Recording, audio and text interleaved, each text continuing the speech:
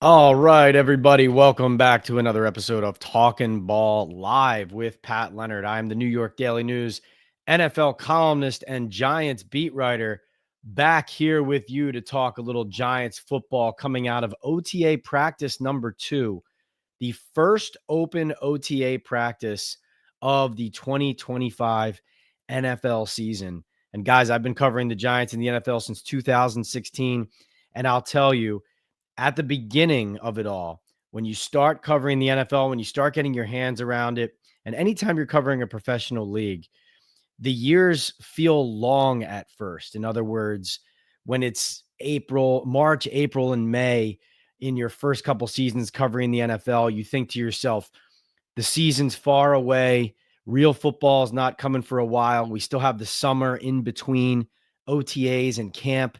The team has a lot of time to develop into what it needs to be come the fall in order to win games and hopefully contend for a postseason spot and contend for a Super Bowl ultimately. But as you get inside the NFL, as you talk to enough sources, as you go through the year by year routine of what the NFL is, of how the calendar moves from one month to the next, and of how teams build themselves up season by season, you start to recognize that May 28th, 2025 is a lot closer to week 1 in September than you think. And it accelerates quickly. You know, that month between mid-June and mid-July, between mandatory minicamp and training camp, that is a break. It is the quote unquote dead period of the NFL off season, or as close as it comes to it. And that does offer players, media, executives, coaches a little bit of a respite, some time with families as you're still kind of getting things going and getting the ball rolling into training camp. But when training camp starts, your team is already in the process of being formed and needs to hit the ground running to be ready for week 1, because there's all those sayings of, yeah, you use the first 4 weeks to work out what your team's going to be. And then Bill Belichick always used to say the season starts on Thanksgiving. Obviously, that's for teams who have a lot more to play for year in and year out when they are perennial contenders. But the bottom line is, where the Giants are right now, they need here in May, here during OTAs, which are voluntary practices, they need to be in a situation where they are setting their identity, they're developing an improved culture, they're establishing leaders of the team and of the locker room, and they're getting themselves to a place by mid-June, not by start of training camp, not by week 1 in September, not by some preseason game or marker of a joint practice. They need to get themselves to the point, everybody, where they are leaving mandatory minicamp, knowing that training camp's coming in late July, and they're already confident that they've more than put in the work to be ready. We're not in a situation here, if you're the Giants, where you're playing yourself into shape come training camp. You're not in a situation where you can afford an injury or two to keep players on this roster. Everything has to go right. Everything has to be planned accordingly. Everything has to be set from the ownership to the GM to the head coach on down to organize and lay a foundation for this team so that 2025 can be something, even just something acceptable, let alone something special. Now, I'm thrilled to see all you guys here. Thanks for jumping in. Sorry about the technical difficulties there. I was trying to go live just through YouTube instead of using StreamYard, just tinkering with some of the bells and whistles on a different platform, but have less flexibility there to basically deal with certain issues, whether it's audio, whatever that can pop up. So now we're back in the fold. We're comfortable here. I see Doug, Undefined, Iconic, Description, Antonio, G-Men, and Rick. Everybody here in the chat continuing. The numbers are joining. They're building this community that we have here. I love it. I can't get enough of it. Every time I go live, I'm glad I did. And thanks for being here. And thanks for tuning in as always. Of course, our sponsors here, MyBookie, Boom Chaga Mushroom Super Drink here over my shoulder, Estate 98 Coffee, and Salaretta for Men in Midland Park, New Jersey. This is my Salaretta mug celebrated their 50th anniversary recently. And honestly, no better place to get luxury menswear. Boom Chaga will get you feeling right. Gives you a little juice in the morning. Not to mention, it works as an anti-inflammatory with its antioxidants. You can see on your screen the QR code, the Talkin Ball 25 code for Boom Chaga Mushroom Super Drink. My bookie code is Pat's Picks, PATSPICKS. I'm rolling some NBA and some NHL tonight. Hopefully you're going to my bookie and doing that with me. All the support of our sponsors helps.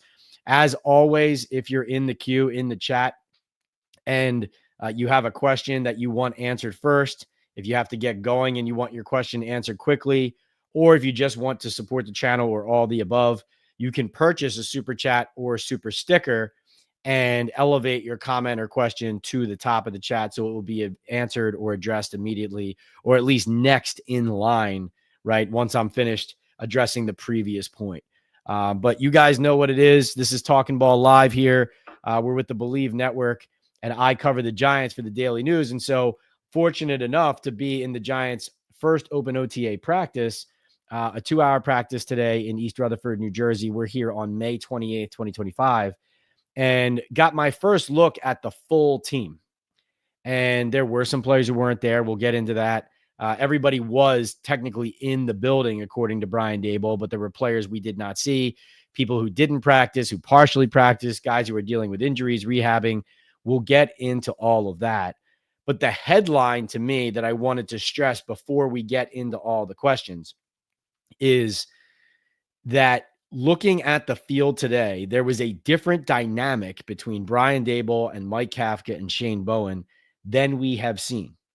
So to set the table, we all know Kafka was calling plays, Daboll, the head coach, in 2022 when they went to the playoffs in year one. In year two, Daboll was yo-yoing play calling back and forth from Kafka.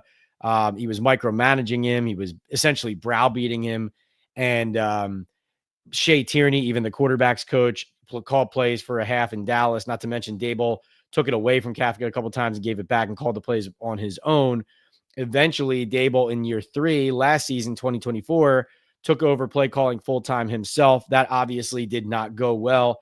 The results disastrous, 3-14. And so now you go into an offseason where John Maris said himself that he told Brian Daboll he might be better off not calling the plays and overseeing the whole team. Daboll, of course, quibbled with Mara, suggesting that he had broached the topic and said, "Oh, I brought it up in the meeting with John." So that presented kind of an awkward start to that whole conversation in the offseason. And even in the early part of this offseason, Daboll, according to my sources, had shown no indication of giving up play calling, even though John Maris said that he wanted him to do so. But with this selection, the first-round pick, and the drafting of Jackson Dart, we now look on the field here on May 28th, and what do we see?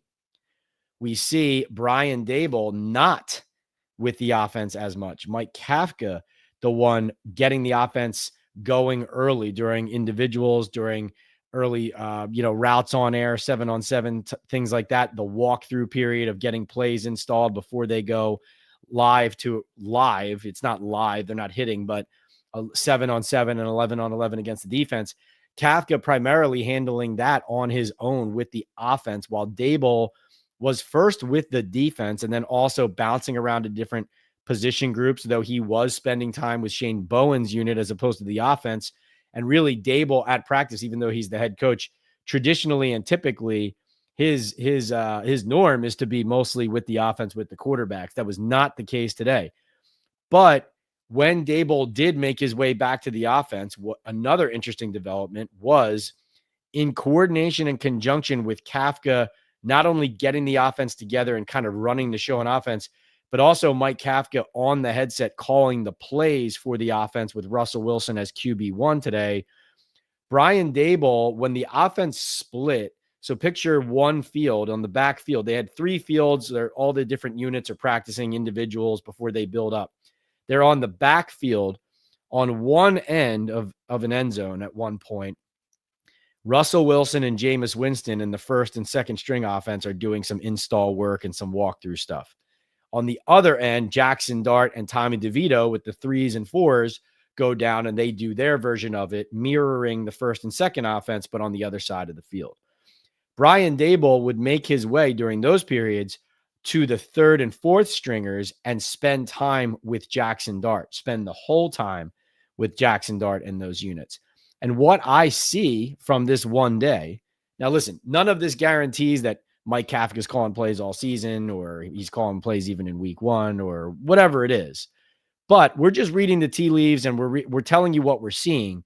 And my observations from what I saw today is, as Mike Kafka is delegated the offensive play calling by Brian Daboll, Daboll is then hands-on, literally, with the development of the rookie quarterback that, as Joe Schoen has indicated several times, essentially, implicitly and more than implicitly in interviews, is the head coach's guy, the head coach's preferred quarterback. And so if that's the balance that they can strike, with Daboll being more of a CEO and trying to oversee the whole team, offense and defense, while also developing Dart, while Kafka handles the offense, maybe that does provide some breathing room and balance to the team. And maybe that does go a long way to helping them out. Now, we do know that Daboll has been the CEO head coach before in 2022, and it was a total disaster, right? It has been a disaster when he was a CEO coach, because obviously in 2022, there were some good vibes. There was some success early on with him and Martindale creating some really good game plans that complemented each other offensively and defensively. But the next season, the CEO nature of Daboll overseeing and delegating and having to trust his staff, everything collapsed. Everything blew up in their face. Everything became clear that essentially Daboll, despite getting the job for being a good play caller and having a good offense in Buffalo, was in over his head in a lot of other areas. And of course, friction and problems with his staff across the board has been a major problem with him. So has Daboll evolved and matured in order to be able to maintain a level of separation from the offense, which is really his baby and is what got him the job in the first place, in order to let the team thrive. Also, if he's removing himself a little from the offense and spending more time from the defense, is he stepping on toes when it comes to working with Shane Bowen in the defense? Or is he just making sure he's more educated and his voice is heard more often on the defensive side of the ball, but still trusting Shane Bowen, right? Those are the questions, a very delicate balance. It's one that Daboll has not been able to strike constructively. But all of this is to say the headline out of this practice is Kafka on the headset calling the plays with Russell Wilson as QB1, as Daboll does more around the team, including with the defense, and also appears to be targeting his time with Dart. So with that, there's a lot I'm going to get into about observations I have, players who are in and out, injuries, ailments, rehab, whatever it is, and try to give you some insight into what I saw with the depth chart as well. What to jump in and see what you guys have to say right off the bat. Now we are cooking. That's right. What's up? Iconic says, what's going on? How is the vibe at OTAs? Description says, you're a good kid, Pat. I appreciate that description. I try. You guys are the best though. I love this group. I love talking ball with all of you guys. It's so much fun. Have been decompressing a little bit this spring. Last season just went, 180 miles an hour all the way through the season, all the way through the playoffs, all the way through the Super Bowl, plus the off-season trips with the combine and the owners and all that. So have decompressed a little bit here, but we're raring to go. We're building even more for the 2025 season and can't wait for all of that. This is helping getting us back in the saddle as the Giants show us more on the field and get us excited for the real football to come around the bend this fall. What's the vibe at OTAs? Iconic says. Iconic, the vibe I would say was, it was all business as far as, clear work towards specific goals. I would say that the offense looked like a lot of quarterbacks working on figuring out the offense, on reading the play at the line of scrimmage. I felt like rookie Jackson Dart, I was watching him and some of the backups really try to get a handle on the motions and the checks at the line and being methodical about it. Daboll's offense, well known to be complicated in those regards for certain players. And so I think what I viewed this today was, from a vibe standpoint, to answer your question, was the defense seemed to be playing faster than the offense. The defense had some good juice to it. The secondary had a bunch of pass breakups. Micah McFadden had a really good practice at linebacker. I thought, even like Kayvon Thibodeau was talking some trash as the offense was running shovel passes and inside runs at one point, and the defense was just folding up on the inside and not really giving up much of anything, even when Dexter Lawrence really wasn't on the field and had left the practice a little bit more than halfway through, maybe 3/4 of the way through, and had just walked off, one of the many guys who clearly is on, some sort of pitch count. But I would say it was a vibe of acclimation and a vibe of work. Although that was belied by the fact that there were so many guys not doing a lot or anything. And by so many guys, I don't mean there were a ton of people absent. I mean that there were the handful of players who didn't practice or didn't do much. Virtually all of them were names that you would know, and you'd say, I wish they were on the field. I'd like to see them incorporated. And we'll get to that. Antonio, what's going on? Any update on the Giants potentially signing Gabe Davis? Nothing specific on Davis at the moment, Antonio. What I would say regarding Gabe Davis is, if you saw our episode with Allen Robinson as our guest recently on Talkin Ball, that you can find that on the YouTube channel, PL on NFL, as well as on the Believe Network, the audio. It's Talkin Ball with Pat Leonard on Spotify, Apple, wherever you get your podcast, you can find it there. But he suggested that before they sign a player like Gabe Davis, they should give Jalin Hyatt a real shot in the spring and even in the summer or early summer. And Hyatt was working with the ones. Now, Malik Neighbors was not practicing. So Hyatt with an opportunity with the ones alongside Slayton and guys like Wan'Dale Robinson and those types. Hyatt did make some plays. He caught a touchdown pass from Jackson Dart at one point. Dart did work in a limited way with the ones, although mostly with the backups. Russell Wilson pretty much exclusively QB1 with Jameis and Dart, getting a little bit of work in with the starters, but not much. So I would say, if you are one of those people who agrees with what Allen Robinson said, which is that Jalin Hyatt deserves a shot and an opportunity before you go and sign somebody to serve the purpose and play the role that ideally he could play for you, and he's already on your roster, then I think you would be happy watching this practice, seeing Hyatt get reps. It's not like he's being yanked off the field in certain situations. Like, he was getting all that work. They did a lot of red zone work today. He was in that.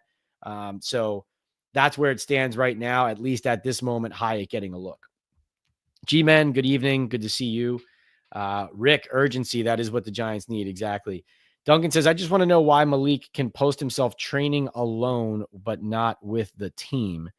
And Kyler says, because he didn't practice with the team, Duncan. Right. So to answer your question, Duncan, and to get a little bit into some of the guys who weren't on the field, as I take another sip of coffee, because I did need some juice tonight, not going to lie.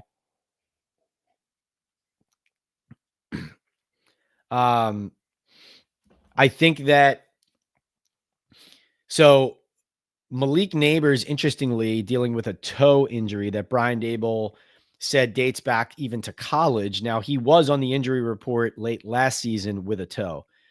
So this was something that nagged him during the season. I mean, that the season ended in early January. It's May 28th. I don't quite understand why that's keeping Malik out right now. I'm not quite sure how much he had been there prior to today. I do not have a handle on how much. I think, he obviously had a personal tragedy with his friend Lacey from LSU passing away, had been dealing with that. And so I think it's an unusual spring, or at least has been, or an unorthodox and different spring for Neighbors so far. So we'll see. I mean, it's early. The Giants are definitely as they are, the old Club Med Giants, they are erring on the side of caution with everybody. So Andrew Thomas did not practice, didn't see him. James Hudson III worked as the first string left tackle. Neighbors dealing with a toe, did not practice, even though he did come out to the field and was standing there and poking his head into the huddle to kind of listen to the play calls. Wasn't even clear about Andrew. Like Daboll said, we're just being cautious with him, and then said, he's rehabbing. So I don't think there was any major injury there or anything, but I think it's more like they're keeping him in bubble wrap until the summer.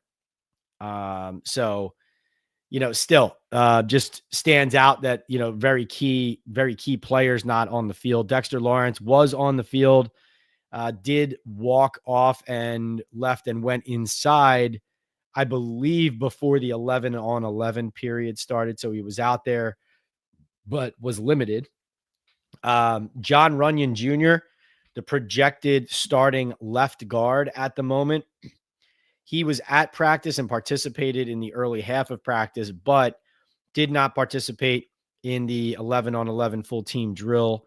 He did have a procedure done early in the offseason. I believe it was to his shoulder. Joe Shane and Brian Daboll acting like that is a state secret and will not confirm it and will not talk about it.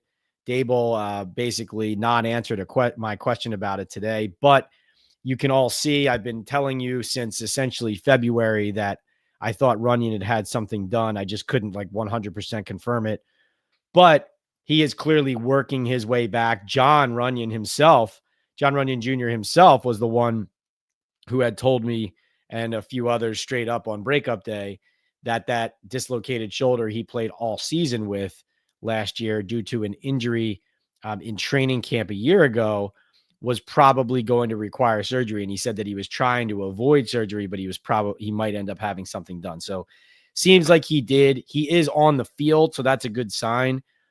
So it seems like he's tracking pretty well time-wise. But, I would throw him in the category of guys who wouldn't shock me if he ramped up, but it also wouldn't shock me if he was one of those players who they were just trying to get healthy for training camp and wasn't going to do much of anything at all in the spring other than just the work it takes to get his shoulder right and get healthy.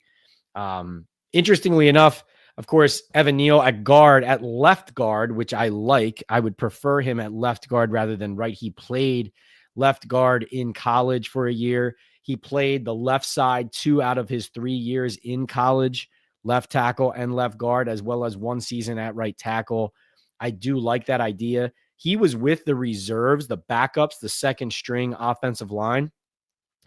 Even though Neal is going to get a lot of the attention because he's the first round pick, he's the tackle switching positions. Jake Kubis is their primary guard, their first guard up as a backup. Even when they split up and they had only the first string offense together at one point on one end zone and everyone else. So Russell Wilson with that group there, and then the 3 quarterbacks and the rest of the offense together on the other side, Winston, Dart, and DeVito. There was a starting 5 offensive line. James Hudson III at left tackle. It would have been Runyon left guard, Schmitz center, Van Roten right guard, and Jermaine Illuminor right tackle. But as they were doing that and doing a walkthrough period, so this is when Runyon's out there just to show a walkthrough, the only other offensive lineman over there as a top reserve guard was Jake Kubis, number 63, the former undrafted free agent. And so I've been telling you guys early in the offseason that he was someone to keep an eye on, that he was someone that they liked who was going to factor in. So Kubis was... So when Runyon was in and during the walkthrough period with the first string, the second string O-line had Neal at left guard and Kubis at right guard. But then when Runyon came out and they were running full team drills, Kubis was the left guard with the first string ahead of an Evan Neal, right? So that's something to keep in mind depth chart wise. Let's see who else. Cam Skattebo did practice. He did come out at one point to get stretched out, was lying on his belly getting stretched by a trainer at one point and kind of stepped out in the later period of practice. Bryce Ford Wheaton also practiced early, but ended up running on the side with trainers in the latter portions. Let's see. Tyrone Tracy Jr., the top running back on the roster, was sick. Daboll said a couple players had a stomach bug, and Tracy, I can confirm, was one of them. So he was sick, was not there at all, did not see him. Abdul Carter and Darius Alexander both were not on the field for a large portion of practice early on. Carter did practice eventually in limited role. Darius Alexander, the third-round pick, the defensive tackle, did not practice. He had a jersey on and was standing on the sideline, but did not practice. Do not know what's going on there. Might be one of the guys along with Tracy who had the stomach bug. Carter ended up coming out in full uniform and practicing. And one of the other interesting parts of the day was Abdul Carter so he played one series, like one full series on the goal line. I believe it was with the second team defense. I'm pretty sure. He played, or it might have been a mix of first and second. Anyway, they brought him on for some targeted snaps, and very interesting to me, his first snap, guess where he was lined up? Not on the edge, not on the D line. Off-ball linebacker covering a running back in pass coverage out of the backfield. Second down, he's off-ball linebacker again, basically, faced up to the A-gap, blitzes straight through the A-gap to force a rollout, and I think a throwaway to the right by Wilson. So I guess it was the first team defense because I believe that was Wilson. And then on the third play, third down, he was lined up at edge rusher. So they showed usage of some of that versatility already because he played both of those positions in college. All right. Let's see. Who else did I leave out of guys who were not on the field? Safety Anthony Johnson with a shoulder. Didn't practice. There were a couple guys I did not circle, like O'Donnell Fortune, Demetrius Flanagan-Foles, Nick Jones. I didn't have them circled. There are so many guys on the field right now. Maybe there was a couple that I missed, but especially Flanagan-Foles, the linebacker, I did not see him out there. But we'll see next week. We'll get back in there next week and we'll see. And I'll have updates on all of them across the board. Let's see what other questions we got here in the queue here on Talkin' Ball live with Pat Leonard after I watched the full OTA practice too of the Giants, the first one open to us, the media. All right. No says, which wide receiver do you think is going to become wide receiver number 2? Well, no. Darius Slayton has no choice, and the Giants have no choice paying him the money that they did. If he's not wide receiver 2, then I think something is wrong. They paid him to be 1B, basically, based on the money that they gave Darius Slayton rather than allocating it differently. And so it has to be him. It is him. Interesting part of that is that he actually had a really good rapport with Daniel Jones, as much as the Giants soured on Daniel Jones and Daniel didn't get it done in the end. One of the things that Slayton always had going for him was that he had a great rapport with DJ. So can he maintain that with the Russell Wilsons and Jameis Winstons of the world? He did catch a touchdown today on a nice play, a nice throw by Russell Wilson to the left side in the red zone work. So that was good to see.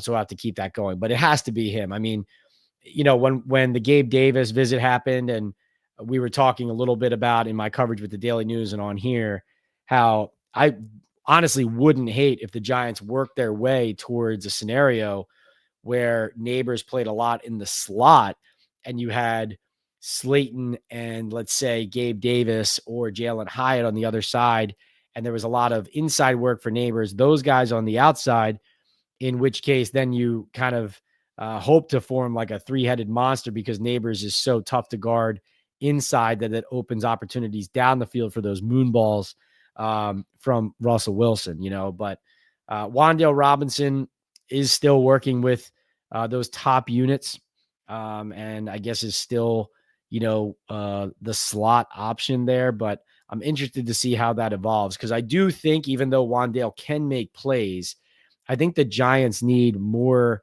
reliable separation and first downs from that slot position. Let's see. D-Rock says Daboll created Josh Allen. No one forget that. D-Rock bringing the sarcasm. Jackson, great to see you. Are Malik Neighbors and Darius Slayton close friends? They need to be in perfect harmony together. Close friends? I wouldn't describe it as that. I mean, they're not close, but I think they're Slayton is much older, and that, I would view it as more of like a veteran to youngster relationship where he can be a mentor to him. Slayton is actually a shoulder that Neighbors leans on in the huddle to stay on top of the playbook, to know his role in certain situations and on plays. Slayton helps him out with that. So I think it's more of like a mentor-mentee relationship than a quote unquote friendship that you're asking about. But, professionally, yes, for sure. Strider says, what's up, Pat? Who is the projected starter at right guard? So at the moment, it looks like, if the first team offensive line was healthy and on the field, it looks like Andrew Thomas, left tackle, John Runyon Jr., left guard, John Michael Schmidt, center, Greg Van Roten, right guard, and Jermaine Illuminor, right tackle. But you do have the option of Jake Kubis playing left guard, or Evan Neal winning a competition at left guard all the way through camp, and moving John Runyon Jr. to right guard, where he played in Green Bay, and Greg Van Roten serving as a reserve center end guard, or competing with John Michael Schmitz if Schmitz struggles in the early season. And so, I would say the first outline that I just gave you, the first five from left to right, Thomas, Runyon, Schmitz, Van Roten, Illuminor, that's how it looks now.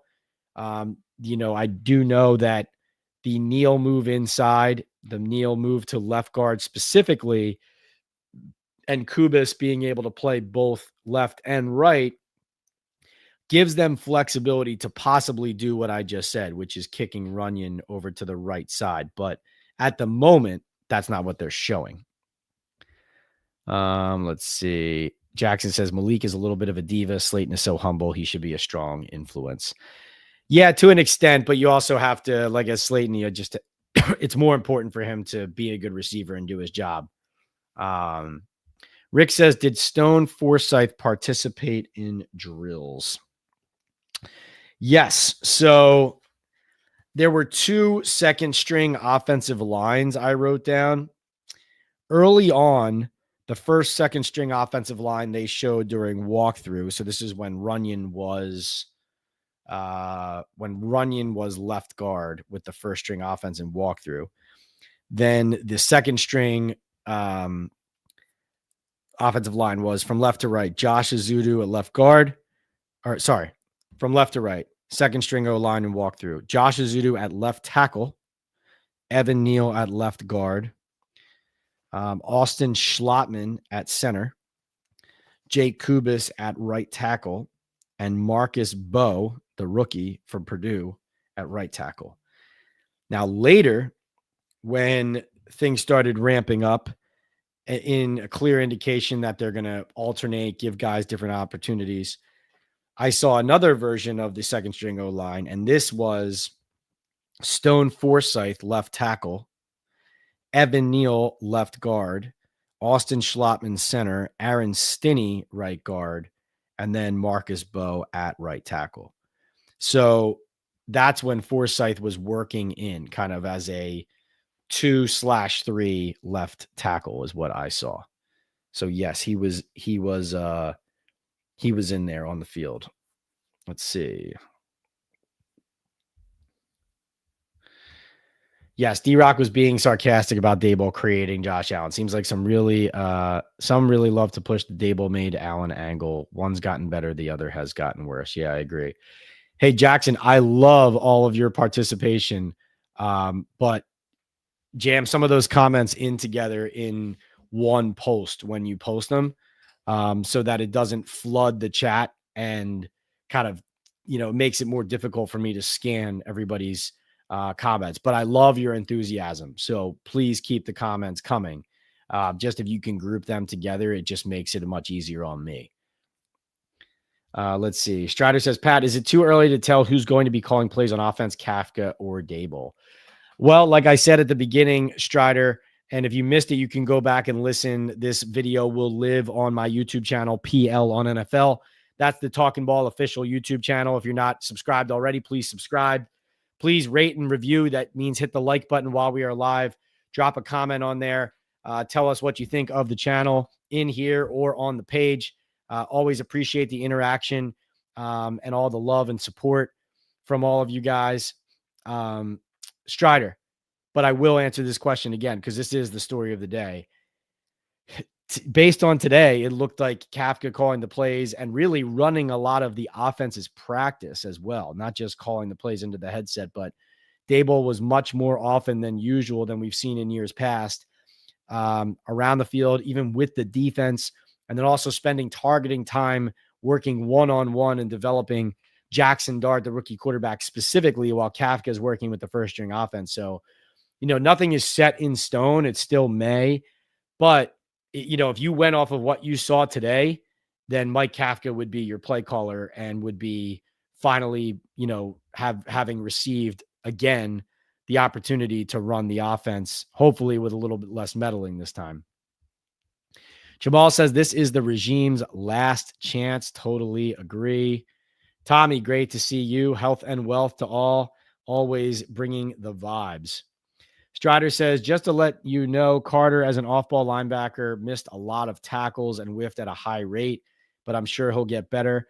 Strider, I do think when he does mix in, if he does mix in games at off-ball linebacker, I think in large part it's going to be to unleash him as a pass rusher, an extra pass rusher from that second level, or to have him, whether it's coverage in space or play in the run on certain downs, or to set up those pass rush plays and elements, right? So I think what they're looking to do, especially with him primarily right off the bat, is to get him to the quarterback because that's what he does best. So you hitting right on the head, like, can we just get this guy to the quarterback instead of have him in space, missing tackles on a running back? We want him on the line, not on the ball, or not off the ball.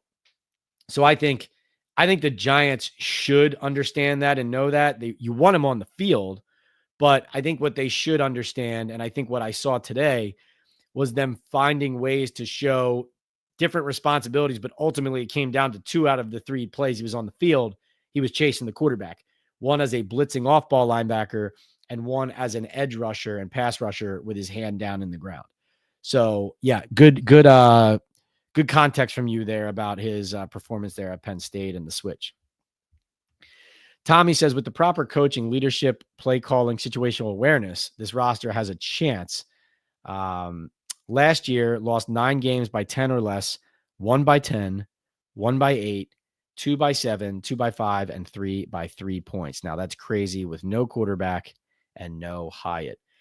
Well, Tommy, you're right about those margins in some of those games, but I would caution, like, the same is true of like the season they went 9-7-1 and their wins in those seasons, right? It's like you get a bounce here or you make a bounce there, or one guy makes a key play in a key spot and you win by 4, or you win by 3, or you win by 2. That's really the NFL. That's every game in the NFL week to week. And so you're right that it feels like the Giants, based on some of those scores, should be able to make a key improvement here and a key improvement there. And you would ideally like to say those scores could be flipped around, and instead of losing by 5, you're winning by 2, or instead of losing by 2, you're winning by 7 or 5 or whatever it is. But it's not that simple, because that's who the Giants have been recently since 2022. And even in parts of 2022, they've been the team that loses, whether it's by a lot or a little. Like, this is just what happens in the NFL. A lot of teams, the margins are fairly slim. And the difference is who makes those plays, who commits fewer penalties in key spots, who has better situational awareness, like you just brought up, who doesn't turn the ball over as much, right? Like all of those little things on the margins add up to 3 points or 4 points. And so you're right that if the Giants had a better process, if they were smarter in situational football, if their new quarterback room can turn the ball over less, starting with Russell Wilson as QB1, then yes, ideally, and you look at the results last year and you say they should be able to flip this around. But remember, all these other teams are trying to make improvements, trying to get better. The schedule is daunting, and we know that, I mean, let's just go. Let's do this exercise, not to dump cold water, but I do think this is important because I think it gets lost in the conversation of, Russell Wilson getting his picture taken every day at an event. And then, of course, he's a big name. So it sounds good to say Russell Wilson leading the Giants offense now instead of Daniel Jones because he has that Super Bowl. He has that pedigree. But last season, after stepping in for the Steelers and going 6-1 in his first 7 games, it was 27-13 loss to Philadelphia, 34-17 loss to Baltimore, 29-10 loss to Kansas City, 19-17 loss to Cincinnati, and then a 28-14 playoff loss to Baltimore that was not as close as that final score. So that is 1, 2, 3, 4, 5 straight losses. And in none of those games did the Pittsburgh Steelers, with Russell Wilson as their quarterback, score 20 points. Now, is that quarterback going to join a Giants offense that scored 16 points per game last season and give them more of an edge and more of an advantage on the margins that you're talking about? I hope so. But I think everything has to go right. I think the line has to be better. And I think, the injuries and the ailments, all these guys who are either sitting out or being held out or being managed with their bodies, the margins are very slim on those sides as well. And I think one thing that when you point to what the margins were last season and how it feels like it could be a bounce there or bounce here, some of it is whether you want to call it injury luck or teams that manage players' bodies versus others that don't. But if the Giants were to lose a key player right off the start early this season, it would really hamper them because they don't have a lot of high-end talent. And the same goes for most teams. Like if the Philadelphia Eagles lose one of their key players right off the bat, the whole landscape of the NFC East can change like that. So I'm just not a big fan of the hypothetical, hey, like we lost 3 games by 3 points last year, so those could easily be wins. I think if you look at a lot of teams in the NFL going back to last season, I think you can find plenty of teams who made the playoffs or were contending for a playoff spot late who were, scratching by some of those close games rather than losing them, if that makes sense, Tommy. But those are great stats from you, and that's good context on at this time of year, what would be the reasons to hope that it could change. Tommy gives us one. And thank you, Tommy.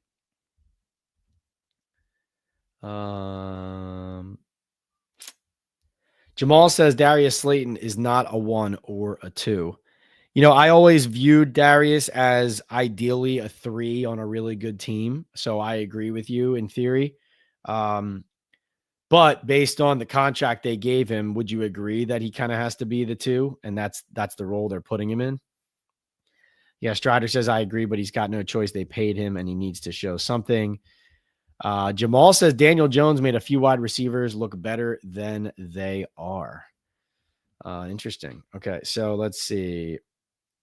Is this Hyatt's last shot to be on the field? Yeah, I think if he can, this is his opportunity right now. You hope that they're giving it to him to earn more playing time and earn a regular role and be reliable and that they're not just going to pull the plug after one mistake or, not use him situationally and only use him as a deep threat and not develop him as a player. I think especially if you're looking at a Gabe Davis, who's really good at stretching the field and reliable, also a strong locker room presence. But if you're looking at a guy like the Gabe Davis, Hyatt should theoretically, if nothing else, be able to give you that downfield, those downfield shots. And if he can't, then then obviously that reflects poorly on the draft pick. Jackson says, I see why you get paid for this. You do a great job. Thank you, Jackson. I appreciate you. Strider's still not sold on JMS. He needs to get stronger, gave up too many sacks. He needs to get better. I agree. He needs to be better for sure. Kyler says, do you think Hyatt could play kick return or punt return with Smith-Marset? Speed has to mean something. Also, do you think he gets more shots since Wandale is a pending free agent? Well, different types of players. I mean, I think so as far as kick return, punt return, I think Hyatt in general is not a guy that you want taking a massive hit on a punt return, I would say. You want to kind of get him out in space over top. Smith-Marset, definitely the returner. Javon Holland, the safety, was actually back there fielding punts. I mean, there were a gazillion guys back there, but Javon Holland, the defensive player, the safety, was back there fielding a couple. So that's interesting to watch. I do think Hyatt is getting a lot of opportunity now with Neighbors off the field. Are they going to show full trust in him? Are they going to try to flip him? Because Hyatt, as we know, has been a player who all of last season basically, didn't want to be here, wanted to be traded elsewhere. So are the Giants featuring him now, but ultimately trying to flip him and build some capital there? Or are they going to really, truly give him a chance and try to use him? I do think their desire to validate their own draft picks, combined with the fact that Hyatt really didn't get any any true opportunities at all last year. I do think that they will try to give him one more shot. But you do know, and you see the Gabe Davis courtship is a clear indication and a sign that there are eyes elsewhere and that they, ultimately could move on from Hyatt, and that they're looking for those options, right? Like that's what that is. Rick, great question. Why is Azudu still at tackle? That is, I mean, honestly, and I like Josh a lot. I wish he were, a successful player. I hope he has success. I hope he,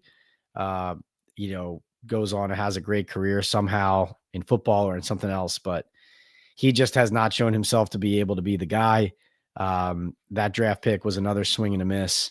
And, I think ultimately, there doesn't really seem to be a spot for him on this team. I think if you're being honest with yourself and you're not just keeping guys because they're your own draft picks. But I agree with you. He can't play tackle, so you can't trot him out there on the field in a preseason game or a regular season game at tackle. It's insanity. I mean, you had Drew Lock running for his life in the preseason last year after Daniel Jones was running for his life the year before in the regular season. John says, Pat, is the defense other than Dexter Lawrence going to continue to be soft on the run in 2025? I'm not sure the schemes they use are effective and the edges may not be physical enough to lock things down.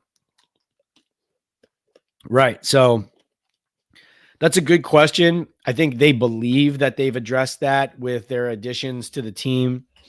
I agree with you, though. The edges, they've invested a lot of money and capital in Burns and Thibodeau. And we said this when they traded for and signed Burns to that massive contract. Burns does a lot of things well. Stopping the run is not one of them. Thibodeau was a good run defender as a rookie, but has tailed off in that department. He was playing with a lot of energy today. I think the Giants are hopeful that, the rookie Darius Alexander, Roy Robertson Harris, you throw those guys along with Elijah Chapman and some other bodies alongside Dexter, and then McFadden, Okereke, Abdul Carter worked into the mix. And with Holland on the back end, you now hope to be able to even more target Tyler Nubin in those downhill box safety type plays where he can use his physicality down on the line of scrimmage and help plug holes and fill gaps and not have to, like, he really struggled with angles as a deep safety trying to make plays in the open field last year. But if they can get him downhill into the box, that can help them a lot. So, there are some new pieces there to work with. I would say, though, that this early, you can't say that the defense is ready to stop the run way better than they were last year. That'll be a wait and see because the pads aren't on yet. It's not live. It's not full contact. They're practicing against each other. So we don't know yet. I would say, John, your question is a fair one. It's a let's wait and see on that. Certainly, John Mara was so fed up with the run defense and with the defense that he actually made a bigger deal of that than the fact that their offense absolutely stunk last year. Tommy says Daboll's beef with Hyatt is something that has to stop to allow the offense to have another weapon for Russ to air it out. Maybe Kafka calling the plays, will offer, a breath of fresh air and, give a kind of a second chance to guys like that. Michael, great to see you. What's going on? Let's see. Neil says, on a scale of 1 to 10, where 1 is no chance and 10 is guaranteed, how do you rate their chances of making the playoffs? I would say 1, Neil. I have serious questions about the Giants' ability to consistently win games. I think that I looked at, we haven't talked much about Jackson Dart yet, which is interesting. I've heard a lot of good things about Dart. I hope he succeeds, and I think the Giants, obviously, ideally, would love to develop him at whatever pace is appropriate until he's ready to play. And I think, there's a good chance when Dart's ready to play that he'll be good. And they believe he'll be good. And so, we'll see on that. But that optimism, right? It's not here yet. He's not ready yet. He's still learning. He's still young. He's working with the third string, all those things. I say that as a preface to this. When I looked on the field today and I look at their quarterback room as Russell Wilson, Jameis Winston, and then Jackson Dart developing with Tommy DeVito taking random reps here and there. I said to myself, what is this? Like, pursuing Matthew Stafford, you can see the vision there. Drafting a quarterback high who can start for you right away, and it's the rookies team. Like, you can see the vision there. Even, and I'm not, listen, Daniel Jones is gone, but there was something interesting about going to the field today because it's been so many years now that it was going out to cover Giants practice, Daniel Jones, the quarterback, the franchise QB that the organization believed in, whether he'd had a good game the previous week or whether he was under fire and criticism or whether people were crushing him, whatever was going on, there was the belief somewhere in that building and in different corners around the Giants fan base that the franchise quarterback was on the roster and was going to play for them that Sunday. And there's just a weird feeling of like no man's land to the Giants QB situation right now. Like, it feels like all the guys who are close to playing are Jags, like, just a guy, as they say. Of course, Russell Wilson can make plays. Jameis Winston can make plays. Tommy DeVito always finds his way into Giants regular season games around here. And Jackson Dart, like I said, offers the optimism of the future. But Neil, I bring this up because you asked me about what's their chance of making the playoffs. I don't think they have like a strong team all around. I think the way that they even become a competent team is to just get really sound quarterback play. because that is what Joe Shane and Brian Daboll, especially Joe Shane, but also Daboll, have been consistently saying, like, when you get good quarterback play, it looks a lot better. So I think their version of what this is going to look like, or their ideal scenario here, and the way that they're talking about it and thinking about it, is one of these QBs, and obviously right now Wilson's the guy. One of these QBs is going to step in. He's going to be more competent than Daniel and what we had in years past, and everything is instantly going to look a little bit better. And therefore, they feel they're higher on the scale that you just gave me, that 1 to 10 scale. But I don't look at the field and think that their quarterback play is going to be anything special in the early going of the season. Like I said, the potential for what Dart could be down the road is there and is exciting. But I don't look at the field and see anything that wows me and makes me think that it's a new day in Giants land based on their QBs. I mean, like I said, there were some good plays that happened. I mean, Russell Wilson came out in 7-on-7 in red zone, 7-on-7. Deontay Banks with a pass breakup to a pass to Amir Smith-Marset. Micah McFadden with a pass breakup over the middle. Javon Holland with a near interception pass breakup in the back of the end zone. Fourth play, Russell Wilson had to just scramble to get positive yardage. And then he threw a swing pass to Eric Gray on the fifth. That was their first 5 plays. So you could say, hey, defense looks good. Or you could say, yeah, we can't score 16 points a game again, or we're going to win 3 games, right?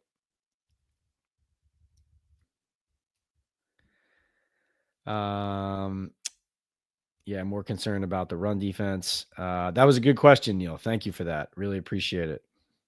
Guys, remember, if you have a comment or question that hasn't been asked, or you want addressed immediately or first and want to support the channel, you can purchase a super chat or super sticker, and that can be elevated to the top of the queue. I'll get right into it and answer it first. Thank you for that support. Also brought to you here by Boom Chaga, MyBookie, Estate 98, and Saloretta for Men in Midland Park, New Jersey. Boom Chaga right here, Talkin Ball 25. Pat's Picks is MyBookie. This is Saloretta for Men in Midland Park, New Jersey. Luxury menswear and tailoring. Go check it out. And estate98.com/Talkin Ball for that coffee. All right. Let's see. Jackson says Daboll knows nothing about football and is totally lost. Let's see.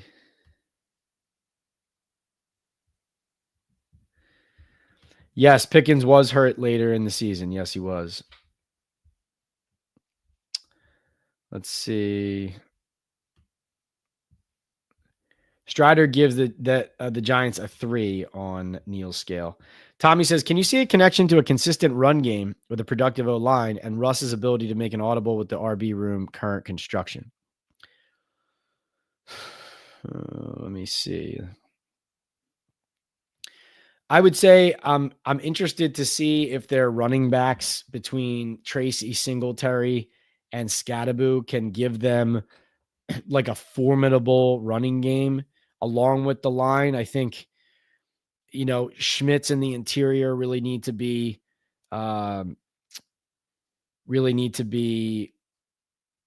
stronger and more consistent up front. I could envision even Evan Neal jumping in as an extra 6th, as an extra run blocker at times. Maybe I wouldn't hate that. But they do need to be tough and gritty up front, both with the running backs and the line. And that includes protecting the ball, something Tracy struggled with last year as a rookie. Do I see a connection with that with Russell Wilson? I mean, I see a connection with Wilson being able to play action and hopefully stretch the field and throw the ball deep more than we've seen Jones do in the recent past, because with a strong running game, Russell Wilson will take advantage of that, will recognize coverages, will be able to get the ball down the field to that spot, what he does best, right? I think that's what you're asking, Tommy. Or are you saying, oh, no, I'm sorry. I read that all wrong. You're saying, will Russell Wilson's ability to make the appropriate calls and audibles at the line help the running game? and help the line. Tommy, I would say I felt like Daniel Jones did make a lot of checks and a lot of good checks at the line. If you go back and watch the games, like he did make those calls and change the plays. In fact, I would say Daniel's processing issues and his struggles were not related to pre-snap problems or lack of ability to command the playbook and see the field and those types of things pre-snap. His issues were post-snap. Daniel's issues were, all right, I saw what it looked like pre-snap. Okay, it's evolving. It's a little bit different than what I expected. Now I'm under pressure, rushed decision into coverage, right? Like that's the primary issue. But I don't, do I think Wilson could capitalize on that too as a veteran quarterback? Yeah, you would hope that Russell Wilson can be poised and be able to see those types of opportunities and help you capitalize, Tommy. So I think that's an intelligent point by you. I'm just bringing up that I don't think that was Daniel's shortcoming. I think Daniel's issue was post-snap. Kyler says, to be fair, Slayton consistently got 700 to 800 yards with Daniel Jones throwing him the ball. Could easily get 1,000 with a competent quarterback. Is that not a wide receiver too? If not, what is? Yeah, no, that's fair, Kyler. I do think Slayton had a very clear chemistry with Daniel Jones. Like, despite any of Daniel's flaws, like one thing that he did do is consistently help Slayton produce. And Slayton and he saw eye to eye and knew each other's games. So can he develop that same thing with Russell Wilson? You would hope so. You would think so. Or even with the Jameis Winston. Slayton's a very good player, very good route runner, very smart. So as long as he stays healthy, which he has pretty much recently. I mean, he had hammies earlier in his career, but he has pretty much recently stayed healthy. As long as Slayton stays healthy, he tends to get his numbers.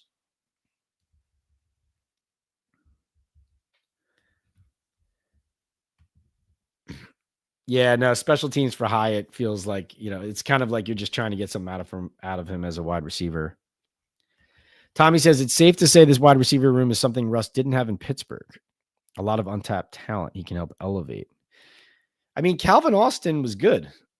George Pickens was good. I don't know if I agree with that. Let's see. John says, Pat, is there a war between the rich and poor owners over the void year issue? Is the NFLPA going to get involved?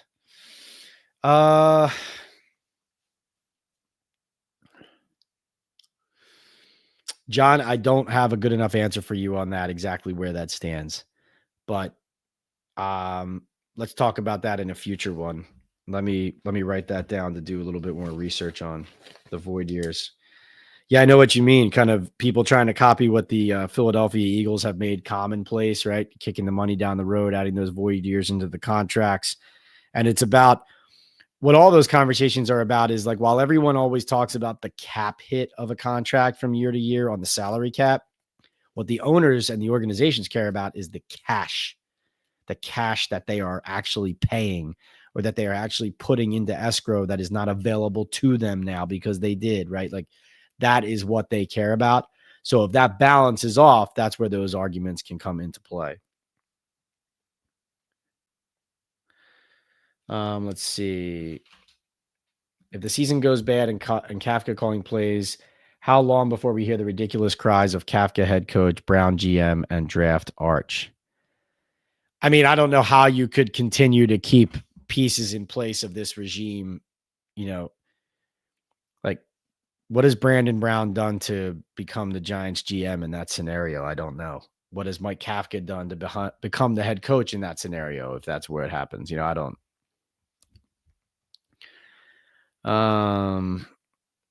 Let's see. Right. The Steelers made a move for DK Metcalf and then flipped Pickens to Dallas. Let's see. Jackson Black says, I feel like Daboll wants to start Dart right away. Yeah, that's something that'll be very interesting to monitor. Like he's obviously the third stringer, but he's also getting worked in here and there with the ones. Limited at first right now, but depending on what he is able to show that he can handle, who knows what else will come his way as far as those opportunities go. You don't want this to be set in stone depth chart wise. Like, you want a competition, you want a meritocracy, you want the cream to rise to the top. So if it's Jackson Dart, so be it. I definitely agree with you though, Jackson. Like, I think Brian Daboll, the Giants coach, I mean, he targeted Jackson Dart. That's the guy he wanted. Joe Shane went and got him for him. I do think if Dart shows promise, that Jackson Dart is going to be, in the lineup sooner rather than later, as soon as, the veterans ahead of him falter. The question is when that will be. Let's see. I see you guys talking about Abdul Carter and his fit at different positions and pluses and minuses. I think bottom line is, as a rookie, you just want him to go get the quarterback. Like, yeah, he does over pursue at times. He does, need to, like you said, all these rookies come in, they need to put on some muscle, fortify their bodies for the wear and tear of the NFL season. And certainly, even though he's on the field and around and practicing, you're monitoring that foot that he came out of the combine with. You're thinking about the shoulder from last season. You want him to stay healthy. I think the focus on Abdul Carter is just, let's have him healthy and available to rush the quarterback and then go from there. Let's see. Do I think it's crazy the Steelers are waiting on Aaron Rodgers? I mean, the Giants were at one point until he said he want to play here. So, I do think the Steelers' plan right now is a little bit strange. I would much rather have a Kirk Cousins on my roster if I were them than Aaron Rodgers. Even when the Giants were going to get Rodgers, it was, a healthy Aaron Rodgers improved the Giants team from where they were, no doubt about it. But did you really want to invite that here? And like I said at the time, that didn't feel like something that John Mara and the Giants would ideally want anyway. And, that's exactly what it was.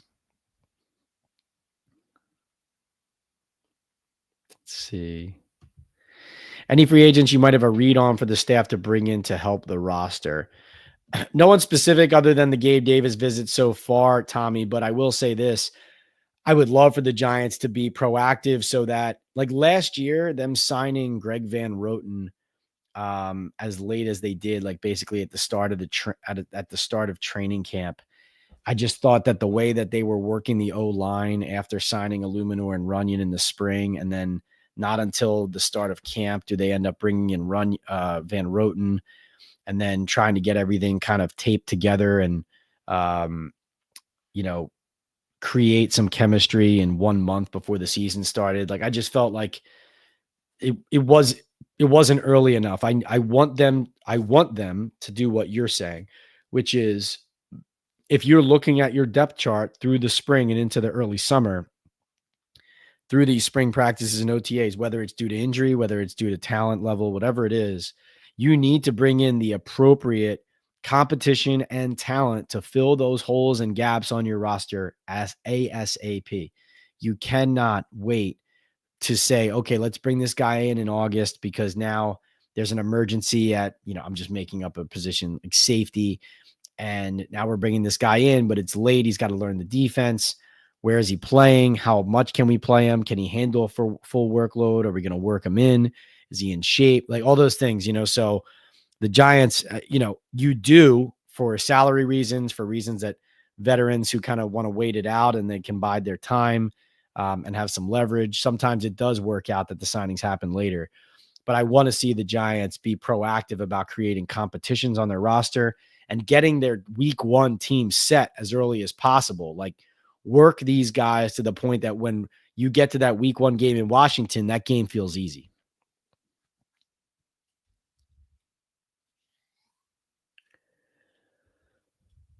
Let's see. You guys are saying you like the void years in contracts. Didn't the Giants do a void year with was it Russ? Did they do a void year? Did they do void years with Russell Wilson? Hold on.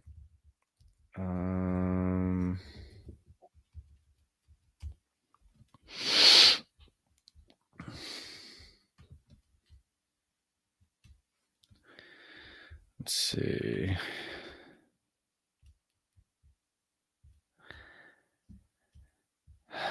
It's not listed as that. I could have sworn they did a void with him. Maybe I'm mixing him up with somebody else. That's definitely something that the Giants got into the business of when Judge was here. He was encouraging it. And then the Giants didn't like it because they felt like they were, kicking cap hits down the road and holding on to dead money that they didn't want on the books because some of the contracts they did it for were backfiring. So it was something that they decided, let's stop this. Let's get closer to a flat cap and those types of things. But you do have to use those mechanisms. You just have to go and get good players so nobody cares that that you have some money committed to them a couple years down the line when they might not be around anymore because they gave you so much and they helped you win a Super Bowl or they helped you go to 5 straight playoff berths or whatever it is. You know what I mean? So yes, no, it's not ideal, but you try to build the team to win. And then also you need to acquire the talent so that those void years that you're adding at the end of those contracts, you're not thinking about, oh yeah, this player, we paid him. He's not worth what we paid him. Now we owe more money down the road when he's not on the team anymore. And you start to say, well, why are we doing this in the first place? If you draft a Landon Dickerson or Jordan Mailata or, whoever, just naming some of the Eagles on the team that does the void years so often. If you work with those types of talent and you add those types of players, then those contracts become a little bit easier to swallow. Buckshot says Dart needs to sit. And Strider agrees the schedule is nuts. Don't rush him. Yeah, no, I think definitely, ideally, that would be the plan. But I do also think that Daboll, if he sees that Dart is taking well and the offense ahead of him is not doing well, will not hesitate, especially if it means that that's the way to save his job. Is there a relationship with more teams selling small ownership sales? Is it to raise cash to be competitive? I definitely think in the Giants case, yes, it is. They are a team that does not have the billions that, the Broncos and the Falcons and the Panthers and some of these other teams do. Increasingly, the competition in the NFL is blowing organizations like traditional organizations with plenty of money for the average person out of the water when it comes to resources. And so, yes, in fact, from what I've been told, the Giants have been making like some behind the scenes cuts staff wise in order to kind of trim themselves down to be more attractive for this eventual minority ownership sale that is to come, up to 10%. So definitely a focus there. And yes, it's to get more cash on hand, to have more of an influx of money into the program for the shareholders to get their due. But also from an operational standpoint to be able to continue to compete. Yes. Tommy says wide receiver room, Malik, Slayton, Robinson, Hyatt, Theo, Bellinger, even Tracy out of the backfield. Now Scattaboo. Jones missed a bunch of open receivers a lot. I think Russ makes the throw that helps the production. Yeah, we'll see. I'm skeptical, but we'll see.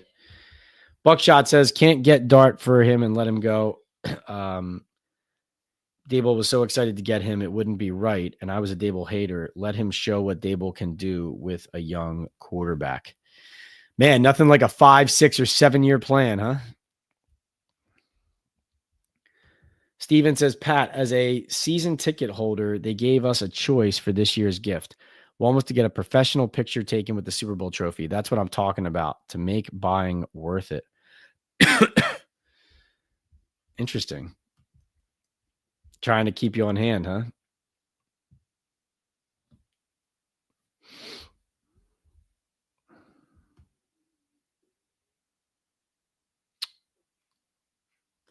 Would I be shocked if Dart starts week 1? I don't think it's trending toward him starting week 1 at the moment. If he were to start picking things up a lot quicker, then and a competition happened, then hey, so be it. I do think he'll play earlier than a lot of people believe, though.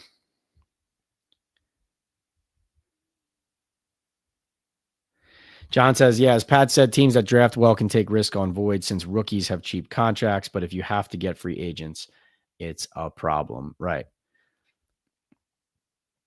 Let's see.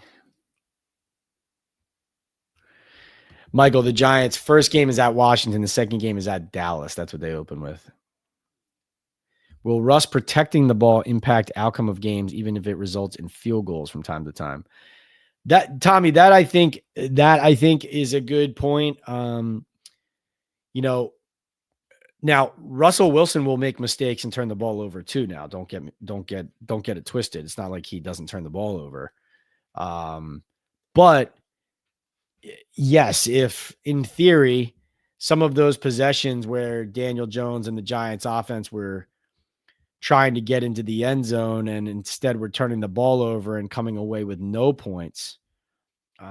Yes, in theory, Russell Wilson could help you in that regard.